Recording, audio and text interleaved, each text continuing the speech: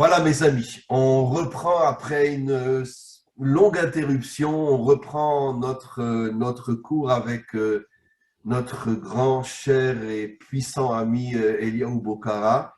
Et j'espère que là, on est reparti pour de très, très nombreuses semaines.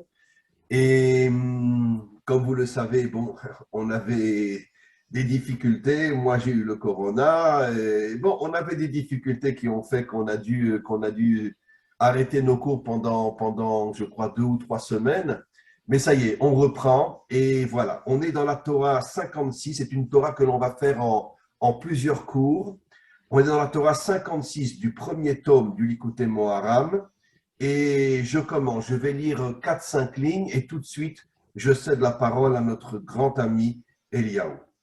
Alors, dans la Torah 56, dans le premier tome, Rabbi Nachman dit Ki yesh bechol echad mi-Israël bechinat malchut. Il y a dans chaque homme d'Israël une force qu'on appelle la malchut, qu'on appelle la royauté. D'ailleurs, le premier qui l'a dit, ce n'est pas Rabbi Nachman. Je suis sûr que Rabbi Nachman le tire de Rabbi Shimon Bar Yochai.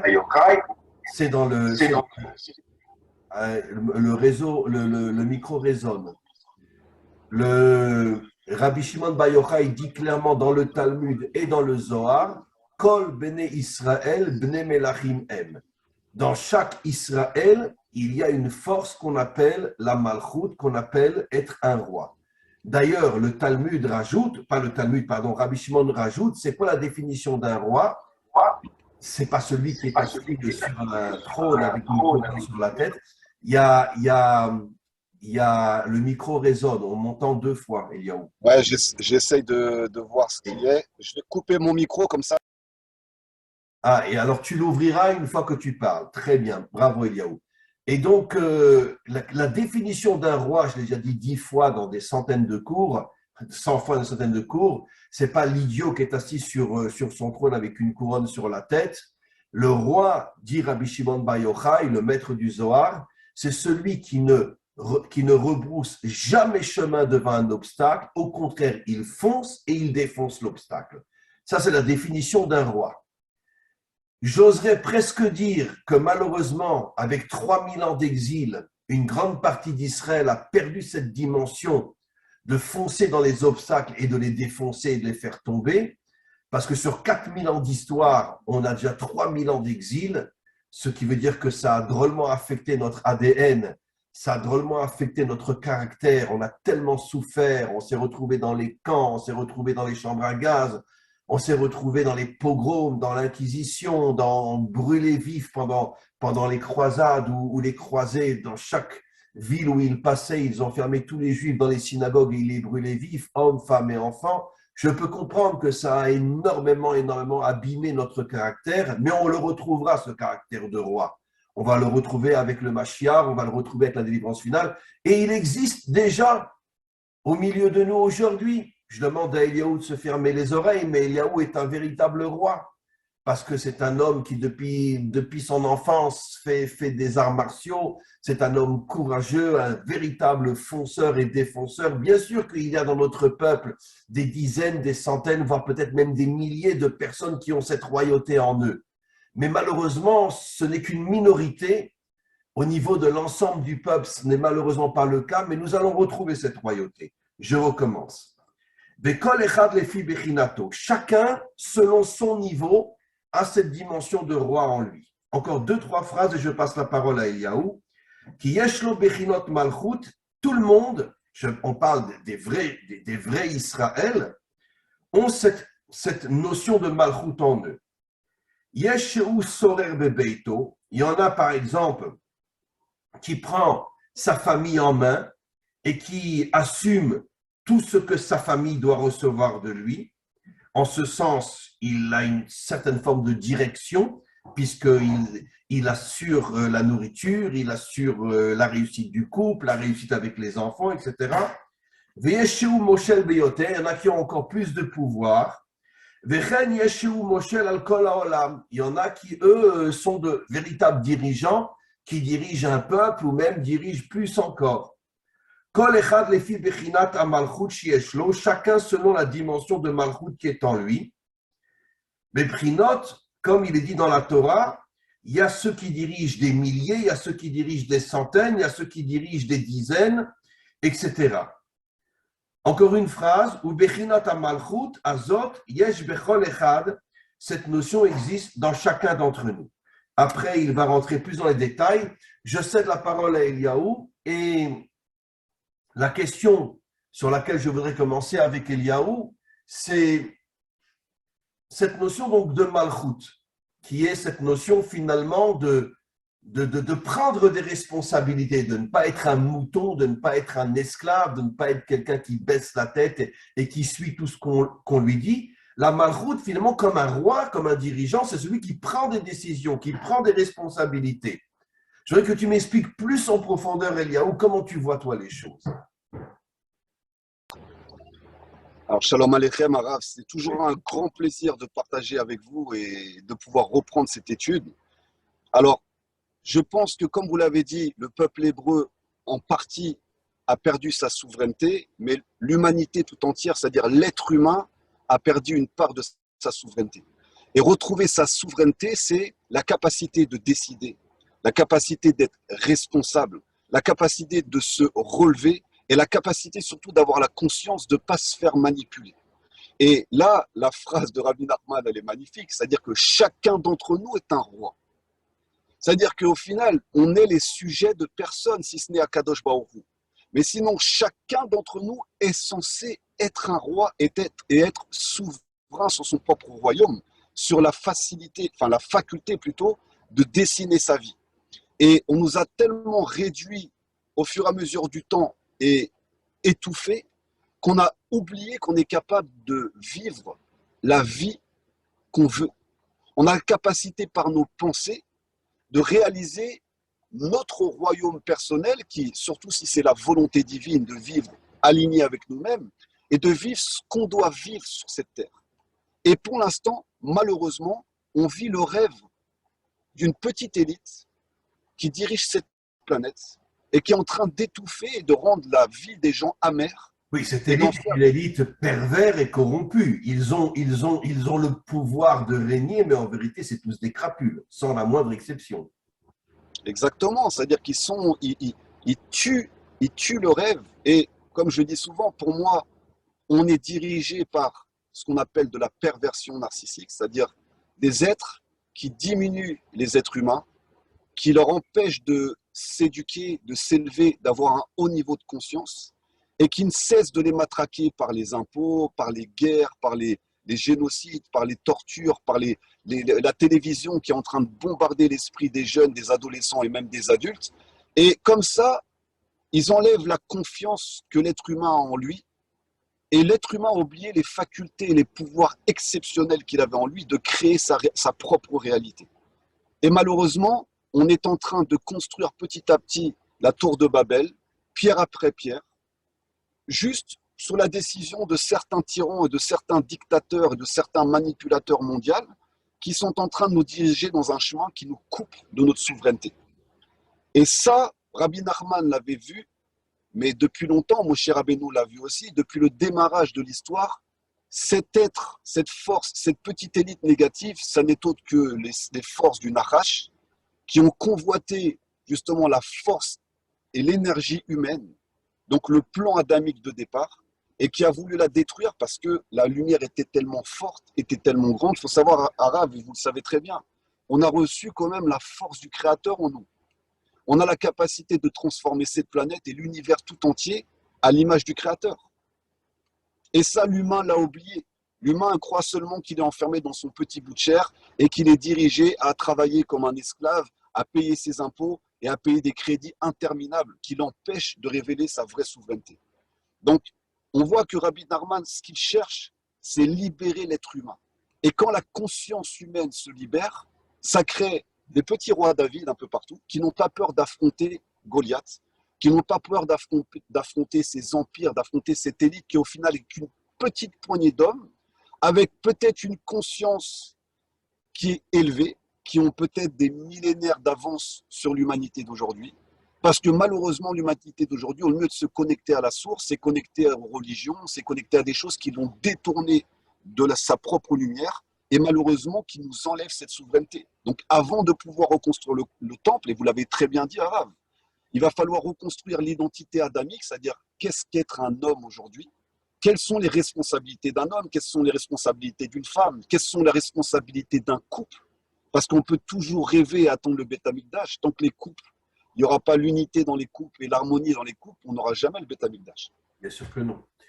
Puisque d'ailleurs, le Beth Amikdash est le symbole de la réussite familiale, comme on le, c'est expliqué par de nombreux commentaires. C'est d'ailleurs pour ça qu'au-dessus de l'Arche Sainte dans laquelle il y avait la Torah, il y avait deux anges, enfin bon, c'était des anges en or, quoi. Un avait le visage d'un homme et l'autre avait le visage d'une femme, pour nous faire comprendre que le but de toute la réalité humaine, même au-dessus de la Torah, c'est la réussite du couple. Parce que la réussite du couple est l'atome de la réussite des peuples et la réussite de l'humanité tout entière. Et pourquoi aujourd'hui toutes les forces obscures font tout pour détruire le couple et la famille avec toutes leurs nouvelles inventions, etc. C'est parce que justement, ils savent que si le couple se reconstruit, c'est la fin de toute la dictature visible ou cachée qui domine le monde aujourd'hui. C'est ce que les sages taoïstes disaient dans un certain écrit qui était hyper intéressant. Ils disaient, si le couple arrive à s'entendre dans la chambre, donc dans le Kodesh HaKodashim, de cette union qui est forte et qui est sincère et qui est élevée, va descendre des enfants. Et ces enfants qui sont nés de ces unions-là, vu qu'ils vont ressentir l'amour, qu'ils vont ressortir leur pleine puissance en eux-mêmes, ces enfants-là, c'est eux qui vont créer la société de demain. Et malheureusement, les forces contraires l'ont vu depuis le départ, c'est-à-dire que le serpent, le Nachash, le Samer même a voulu détruire le couple.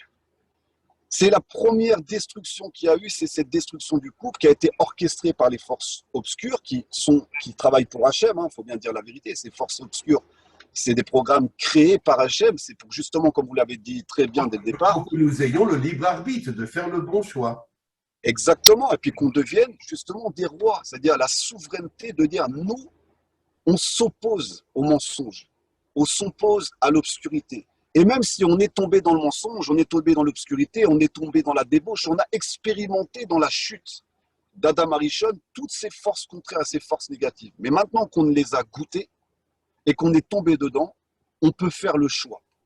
Il y a d'un côté la lumière, il y a d'un côté le fait d'être droit, de choisir le chemin de la justice, de choisir la vérité, et il y a d'un autre côté l'obscurité. Tu as expérimenté les deux. Beaucoup sont encore inconscients de ce que c'est la lumière. C'est pour ça que vos enseignements sont très importants, parce qu'au moins on peut choisir. Peu importe ce que tu fais, si tu as choisi de vivre, entre guillemets, dans l'obscurité, mais au moins aie conscience de ce qui se passe du côté de la lumière. Et au moins tu peux faire un choix équitable. Mais aujourd'hui, malheureusement, le choix est tronqué parce qu'on nous montre que l'obscurité. Les religions sont infiltrées par justement des manipulateurs, les gouvernements c'est la même chose, l'industrie cinématographique c'est la même chose, et là ils s'acharnent, c'est de pire en pire, on voit vraiment, ils se cachent même plus, ils cachent même plus les choses, ça devient tellement grand et tellement visible que c'est de la folie. Et aujourd'hui il faut qu'on puisse rétablir entre guillemets la balance en diffusant le plus possible de lumière pour que les gens aient le choix. Et là on arrive à la fin des temps, c'est la Géoula bientôt, il va falloir faire un choix. D'un côté, il y a l'obscurité et tu vas avoir des forces parce que l'obscurité va te donner des forces, va te donner du pouvoir. Tu vas avoir la malroute obscure. Tu auras une souveraineté, mais tu vas servir les forces obscures. Et d'un autre côté, tu as la capacité de choisir la justice, de choisir la vérité, de choisir l'amour, de choisir la connexion avec Akadosh Baruch Hu et de choisir de combattre pour des choses nobles. Qu'est-ce que tu vas choisir? D'ailleurs, pour confirmer ce que tu dis, le lien entre la royauté et le couple, puisque le roi Salomon dit que la femme est la couronne de l'homme, donc c'est elle qui fait de lui un roi. Eshet Raïl a Tered Baala, elle est la couronne de l'homme. Et plus encore, on sait que dans les secrets de la Torah, entre autres le Zohar, la Malchut est appelée féminine. La Malchut est féminine. Ce qui veut dire que, en vérité, pourquoi la Malchut est féminine? Parce que quelle est la différence entre tous les dirigeants d'aujourd'hui, qui sont tous, excuse-moi, mais tous des crapules, et la vraie Malchut, c'est que, pourquoi la Malchut est comparée à la féminité? Parce que la féminité, c'est la force intérieure, c'est la force cachée. C'est la force qui est en vérité comme l'âme à l'intérieur du corps. On ne voit que le corps, mais on sait très bien que d'où le corps puise toutes ses forces de l'âme. Et donc, en vérité, l'âme est la force cachée, comme Dieu est aussi une force cachée dans ce monde. Et par rapport à l'homme, la femme est aussi une force. Bon, dans le monde moderne, tout a changé parce qu'ils ont tout fait pour mettre la femme en évidence et la femme, on pourrait dire, en faire un homme de manière à tuer la dimension féminine. Mais dans son essence, la femme est plus, on pourrait dire, elle est plus dans le monde de la pudeur que l'homme. Elle est plus dans le monde de l'intériorité. Et donc, c'est quoi un vrai dirigeant? Celui qui rentre dans le monde de l'intériorité et qui ne reste pas dans l'extériorité. C'est quoi l'extériorité? C'est l'ego, c'est et moi, et moi, et moi. Pardon. Et qu'est-ce que c'est le monde de l'intériorité? C'est en vérité mon seul et unique souci, c'est de construire ce monde, de construire mon peuple, de faire en sorte qu'il n'y ait plus de pauvres et qu'il n'y ait plus de méchants dans ce monde. Donc, je rentre dans l'intériorité des choses, je ne reste pas dans l'extériorité qui est que mon peuple est là uniquement pour me servir. Vous l'avez bien dit. Vous avez bien dit les choses, Araf. C'est-à-dire que aujourd'hui, on pourrait se dire, on peut, par exemple, rentrer en politique et on va essayer de faire changer le système politique de l'intérieur. Bon, le rabbi l'a dit, ne rentrez surtout pas en politique parce que vous allez vous faire bouffer. Et on a vu ceux qui sont rentrés dans le système politique, que ce soit Coluche qui s'est fait éliminer, ou tous ceux qui ont voulu, en tout cas, essayer de faire changer quelque chose, on les a éliminés. Donc, c'est-à-dire que rentrer, parce qu'on pourrait croire que la politique aujourd'hui, c'est la malchoute, aujourd'hui. En fait, la politique, C'est la malchoute sombre, c'est la malchoute du serpent. c'est l'écorce. La politique, c'est l'écorce de la malchoute. Et tant que le peuple donnera son pouvoir à l'écorce et continuera, parce que le problème, c'est qu'on pourra même essayer de changer l'intérieur, ça ne changera rien. Il faut que le peuple, il faut que les nations reçoivent un enseignement. Reçoivent un enseignement qu'ils sont souverains sur eux-mêmes. Parce qu'on c'est fini.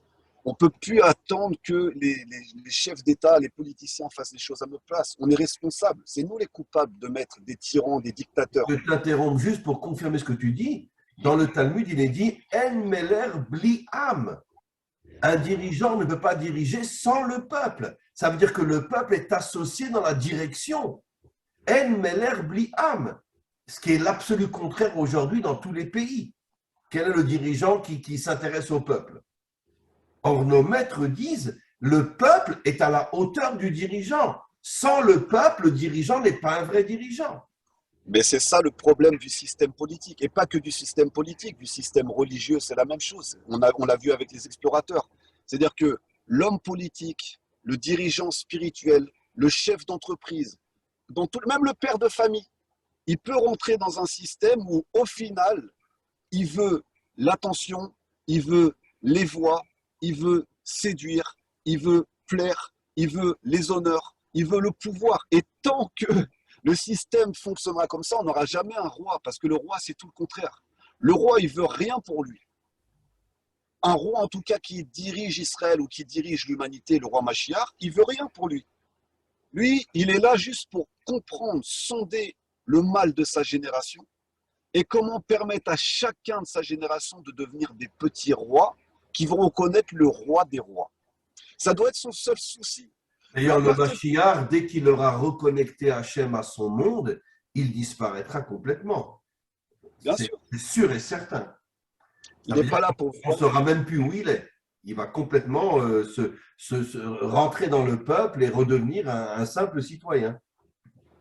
C'est ça la conscience messianique. Il va amener la conscience messianique. C'est-à-dire, prenez conscience que, on l'a déjà dit à Rav, le Créateur, il n'est pas en dehors de vous. Il est à l'intérieur de vous. Donc, chacun des 7 milliards d'individus qu'il y a sur Terre ont une parcelle du Créateur en eux. Tant qu'ils n'écouteront pas cette parcelle en eux et qu'ils ne reprendront pas la souveraineté de leur royaume de lumière qui est à l'intérieur de chaque être humain, on continuera à attendre un sauveur externe, à attendre un messie externe qui va sauver l'humanité et qui n'arrivera jamais. Il n'arrivera jamais, ce Mashiach-là. C'est faux. Celui qui va arriver, c'est quand l'humanité tout entière va avoir la capacité de vouloir changer intérieurement et extérieurement. Là, il va pouvoir avoir juste quelqu'un qui est capable de faire le mégaphone de cette humanité et qui va parler pour cette humanité. Mais sinon, si on attend, comme dans les films hollywoodiens, ou comme dans les religions actuelles, un sauveur qui va venir nous sauver avec une cape de Superman. On ne retrouvera jamais la malroute. Ça, c'est ce que On a, disent tous les mensonges des religions, que j'appelle moi la religion, le venin du serpent. bien sûr. Ils disent attendez, le Messie va venir, attendez, le Messie va venir. D'accord. Alors, Et moi, je alors vais donc, qu'il aille se faire foutre. On n'en veut pas de ce Messie-là. mais on le voit, l'État d'Israël a été fondé quand quoi? Les Juifs ont dit quoi? Ils ont dit attends, on va tous finir dans les chambres à gaz. Ils veulent nous exterminer. On peut toujours attendre le Mashiach sur un tapis violent, il ne viendra pas. Donc on va prendre les armes, on va faire de la contrebande d'armes, on va aller sur le terrain, on va faire tout ce qu'il faut pour revenir sur notre terre. De toute façon, il n'y a que ici qu'on peut être souverain vraiment. Et c'est en activant ça que la Géoula s'est activée. C'est en bougeant, en prenant les armes, en faisant la guerre de 6 jours, voilà, en ayant le courage des dirigeants d'affronter au final l'humanité tout entière, de dire nous, on revient sur notre terre, cette terre-là nous appartient, elle a été donnée par le Créateur, on a une mission à remplir sur cette terre-là et on est prêt à faire la guerre. On est prêt à avoir des services secrets, on est prêt à avoir une armée, on est prêt à avoir des businessmen, on est prêt aussi à avoir des gens qui amènent la Torah d'Israël avec le Rav Kook et tout son enseignement. On voit que c'est en bougeant que la Géoula est arrivée. Et c'est pas en attendant. Oui, mais c'est le grand problème de tous les religieux qui attendent que Dieu prenne les choses en main et qui attendent le Messie. D'ailleurs, nos maîtres nous disent que la venue du Messie est comparée à un accouchement. Ça veut dire qu'il faut d'abord quelqu'un avant le Messie qui le crée. Qui le crée. Ça veut dire que tant qu'il n'y aura pas une partie de l'humanité, pas seulement Israël, je parle tous les nés Adam qui sont éparpillés dans toutes les nations, tant que ce ventre n'existera pas, tant qu'il n'y aura pas cette prise de conscience que c'est à nous de faire naître le Mashiach, il ne viendra jamais. C'est à Et nous si, de le faire naître. et si on ne prend pas conscience de ça, Hachem nous poussera à devenir des rois. Et ça veut dire qu'il va augmenter les épreuves pour qu'on aille chercher en nous-mêmes, pas à l'extérieur, parce que lui, il veut pas être un Dieu extérieur au peuple. Mais Regardez, on a fait la paracha du Mishkan. Le je Mishkan, respirais en vous, c'est marqué. il est à Béton l'intérieur. en vous. C'est dit clairement, on le voit dans la paracha de la semaine dernière, c'est dit clairement que Hachem doit être résidé à l'intérieur de nous. Et justement, et vous l'avez très bien dit, l'extériorité n'est pas la malroute. Non. C'est-à-dire, dire que Dieu est en haut, Dieu est là-bas, Dieu est dans cette synagogue, Dieu est dans l'église, c'est tout sauf la malroute. La malroute, c'est dire Hachem, il est en nous, et on prend le chemin, on a la volonté d'agir au nom d'Hachem. Et c'est ce qu'a fait David Améler face à Goliath.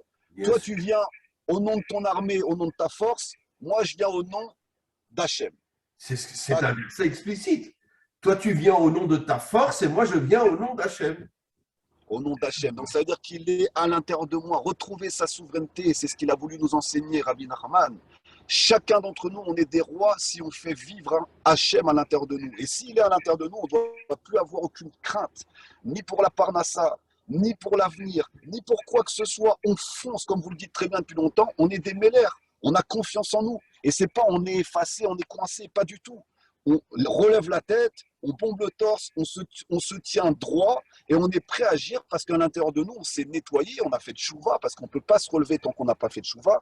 On essaie de faire une teshuva qui est profonde et quand la teshuva est profonde et qu'elle est là et qu'on veut agir selon ce qu'Hachem nous a donné, chacun d'entre nous a reçu quelque chose de différent, a reçu un cadeau différent pour faire un magnifique tableau de ce qu'est Akadosh Baruch Hu. Là, on va pouvoir vivre dans une dimension malroutique. Pour l'instant, on vit encore, comme vous le dites très bien, dans l'extériorité, mais ça change. On est en train, petit à petit, d'un côté, il y a une grande extériorité qui s'est révélée et qui fait écran entre nous et la vérité, mais d'un autre côté, à l'intérieur, il y a de plus en plus d'hommes et de femmes, parce qu'il ne faut pas oublier Il y a un réveil énorme dans le monde aujourd'hui. Il y a un réveil énorme. Et il faut agir. N'ayez pas peur d'agir, de faire des actions, de diffuser la lumière, de parler. N'ayez pas peur d'agir, n'ayez pas peur de bouger. Vous avez vu au Canada, je ne sais pas si vous voyez ce qui se passe arabe au Canada, bon, ils commencent à bloquer les routes, ils commencent à avoir des choses par rapport à tout ce qui se passe au niveau du Covid dans le monde. Les gens commencent à en avoir marre, ils comprennent la manipulation, ils comprennent comment ils ont été utilisés, ils comprennent comment à chaque génération, il y a toujours un tyran qui se lève. Et là, c'est un tyran qui utilise les épidémies, c'est un tyran dangereux quand même, celui-là. C'est pas un petit De toute tyran. façon, le Covid a été inventé par les hommes et toutes les variantes sont inventées par les hommes pour nous affaiblir et nous transformer en animal. Mais bien sûr. Et là, la souveraineté, c'est quoi? C'est moi, je décide d'être libre. D'accord? C'est pas un petit rhume des foins qui va m'arrêter. Moi, je sais qu'il y a vraiment des gens qui tombent malades de cette maladie. Il y a des gens qui meurent du cancer, il y a des gens qui meurent de la cigarette, il y a des gens qui meurent de l'alcool, il y a des gens qui meurent de Mais il y a beaucoup l'accident. plus de gens qui meurent des autres maladies que du Covid. Mais bien Aujourd'hui, sûr, ils ont mis le Covid en haut de la pyramide alors que c'est la maladie qui tue le moins de personnes. alors il faudra peut-être se réveiller. Donc là, c'est le moment où on va devoir prendre notre souveraineté. Qu'est-ce que l'humanité veut pour son avenir? Est-ce qu'il veut continuer à être manipulé parce qu'il est, vous voyez, il a son confort matériel, elle vous dit très bien, il a son crédit sur 30 ans sur sa maison, et il y croit ce système, il s'attache jusqu'à ce que ce système, nous on l'a vécu en tant que peuple hébreu, t'amène dans les chambres à gaz et fasse de ton propre corps du savon. Parce que sachez bien une chose, c'est ça qui vous réserve. La Seconde Guerre mondiale n'était qu'un prototype de ce qui nous réserve à la fin des temps. Mais la guerre de Gog, qui sera la dernière, troisième guerre mondiale qui va amener la délivrance. D'ailleurs, Exactement. j'ai fait cette semaine un cours sur la guerre de Gog, justement. Et c'est ce qu'on voit, Et, Arav. On voit bien le processus des Allemands. Le processus des Allemands, ils ne disaient pas qu'on allait mourir dans les chambres à gaz. On pensait qu'on allait être libre en rentrant dans les camps. On bien, pensait qu'on allait aller dans des camps de travailleurs. C'est-à-dire, ils ont menti de A à Z. Et c'est la même chose qu'ils sont en train de faire à échelle mondiale. Ils mentent. Et les gens, comme ils croient aux informations, quand ils croient à la télé, parce que tout ce que dit la télé, c'est plus grand qu'un prophète aujourd'hui. Si ça passe au journal de 20 heures, c'est la vérité. bien Les sûr. gens, ça à 20 heures, c'est la vérité. Alors que tout est du mensonge, c'est un monde de shaker. Tout n'est qu'une illusion. En attendant, ce qui se passe derrière, c'est très très sombre. Donc il va falloir que l'humanité se réveille dans des petites actions de la vie quotidienne. Il suffit déjà de s'éveiller au niveau de sa conscience, il suffit de reprendre sa souveraineté. Et reprendre sa souveraineté, c'est la force de choisir et de décider quelle vie vous voulez mener. Vous avez toute la possibilité et tous en vous, Hachem qui est en vous, la source de toutes les sources. Vous avez ce libre arbitre et personne ne peut vous l'enlever. Ni la peur, ni les craintes, ni les menaces, ni les tensions, ni quoi que ce soit. Vous avez cette souveraineté à l'intérieur de vous-même. Et je pense qu'en vérité, toutes les forces obscures du serpent ont trouvé le bon système aujourd'hui pour nous affaiblir. Avec cette histoire d'épidémie et tous les médecins disent il faut se vacciner, il faut ci, il faut ça, etc. Tu vois tout le corps médical, tu vois les dirigeants, tu vois, on veut votre bien. Et tout le monde tombe dans le panneau. Tout le monde tombe dans le panneau parce qu'ils ont compris que finalement, que si le discours des dirigeants et des forces médicales, c'est on veut votre bien, tout, tout le monde va suivre, tout le monde va accepter. D'ailleurs, j'aimerais relever, Araf, que vous étiez le premier à parler de dictature sanitaire quand, au tout départ, vous avez eu le courage et le cran à parler d'une dictature sanitaire. Et c'était au tout début que vous l'avez dit. C'est-à-dire que les gens n'osaient même pas encore dire quoi que ce soit. C'est-à-dire que vous avez toujours un temps d'avance. Et d'ailleurs, j'aimais votre slogan du démarrage sur votre site, c'était retour vers le futur. Et ça, c'était la force du rabbi de décrypter dans l'actualité, grâce à la Torah, ce qui est en train de se passer. Et c'est pour ça qu'aujourd'hui, vous touchez de plus en plus de gens. Il y a de plus en plus de gens qui vous soutiennent et qui sont avec vous parce que vous parlez honnêtement, vous parlez avec vérité. Il n'y a pas une institution qui vous empêche de parler ou quoi que ce soit, vous parlez avec vérité. Et aujourd'hui, les gens, ils ont besoin de vérité. On rentre dans le monde d'Israël, Yachar-El, de la vérité, de la droiture. Ça ne veut pas dire être droit dans le système et écouter tout ce que tes bourreaux vont te faire pour t'assassiner à la fin. Être droit, c'est ne pas avoir peur de parler et de dire ce qu'on pense. Et peu importe ce que les gens peuvent en penser, ça pour moi, c'est être droit. 100% d'accord avec toi. C'est-à-dire qu'aujourd'hui, tu ne peux être un véritable, je ne dirais pas juif, je n'aime pas le mot juif, un véritable hébreu, que si tu sors du système. Et pour moi, aujourd'hui, le système rabbinique, c'est le Vatican juif. Hein. Il n'y a aucune différence avec le Vatican de Rome. Hein. C'est le Vatican juif. C'est exactement comme les dirigeants. C'est et moi, et moi, et moi. Écoute-moi, je suis ton maître, je suis ton rave, je suis le représentant de Dieu. Et bon, je terminerai en disant va te faire foutre. Mais je ne t'écouterai pas. Voilà. Et voilà, voilà. Écoute, il nous reste juste une petite minute ou deux. Je dois juste dire que je dis à tous ceux qui nous écoutent que je m'excuse que le cours soit un peu court aujourd'hui, mais bon, j'ai une certaine fatigue en moi, donc je ne peux pas trop durer le cours. Mais bon, avec le temps, ça va s'améliorer. On reprendra des cours d'une heure. Je te pose une dernière question, Eliaou. Concrètement, C'est vrai qu'il y a un réveil dans le monde aujourd'hui, je parle surtout chez les nations, inimaginable, et tu le sais aussi bien que moi, il y a un réveil inimaginable, inimaginable. Et partout, en Afrique, en Europe, partout, partout, il y a un réveil absolument incroyable chez les non-juifs, c'est ce que moi j'appelle les Bnei Adam. Mais concrètement, comment tu vois que les choses vont évoluer? En quelques mots, comment tu vois que les choses vont évoluer? Est-ce que peut-être que si les dirigeants, toutes les forces sataniques de ce monde se rendent compte qu'il y a un réveil un peu partout dans le monde, peut-être qu'elles vont agir pour éliminer tout ça? Ou comment tu vois les choses? Peut-être c'est ça À la mon guerre avis, de Gog. Peut-être à la mon- guerre de Gog, c'est justement l'élimination de tout ce réveil parmi les nations. à mon avis, ils ont déjà anticipé ça. Et ils ont en fait, bon, c'est pour ça que j'aime bien prendre le film Matrix, parce qu'ils expliquent beaucoup de choses. Il y a une programmation qui a été faite. Ceux qui vont réussir à se déprogrammer, ils vont réussir à devenir des hommes libres et se reconnecter à la source de toutes les sources. Et il y aura ceux qui sont programmés, qui sont des agents du système. Et ça peut être des gens dans vos familles, ça peut être des gens autour de vous. C'est-à-dire, malheureusement, on va se retrouver dans un monde divisé en deux, qui sera complètement sous surveillance électronique. On est déjà dedans, hein. Et ça va être un choix de chacun. Est-ce que la personne est prête à vendre son âme aux ordinateurs, aux robots, parce que c'est tentant. Il va y avoir une nouvelle conquête de l'Ouest, une nouvelle abondance grâce à Internet, tout ça, et ça va être très, très, très tentant. Ou alors, est-ce que les gens vont vouloir justement garder leur souveraineté et accepter peut-être d'avoir moins de confort, mais plus de liberté? Ça va être un choix de chacun. Et le choix va être difficile. Et c'est ça qu'on parle du choix de la fin des temps, c'est-à-dire Hachem va voir, qu'est-ce que tu as choisi? Si tu as choisi la matière, vraiment pure matière, bah, tu vas avoir beaucoup de matière, mais tu vas perdre tous tes pouvoirs psychiques. C'est Si tu as... incroyable ce que tu dis, excuse-moi de t'interrompre, parce que c'est exactement. Éteins ton micro, Eliaou, parce qu'il y a un raisonnement. Juste une phrase, c'est exactement ce que disent nos maîtres, que le Mashiach sera appelé Ani Rochev al-Chamor, un pauvre qui vient sur un âne. Exactement ce que tu viens de dire. Pour être un homme libre, il faut sortir du système, quitte à avoir pas forcément une belle maison, moins manger, etc. Mais tu n'as pas le choix aujourd'hui, parce que si tu remets le système, tu es mort. Donc c'est pour ça que le Mashiach est appelé Ani, un pauvre, parce qu'il sera obligé de sortir du système. Reprends la parole. Le système s'en fout du matériel. Ils en ont plein à déborder. Il y a des richesses à perte de vue dans ce monde. Ce qu'ils veulent, c'est vos âmes. Et à partir du moment où tu vends ton âme pour la matière et que tu es devenu un esclave, c'est fini.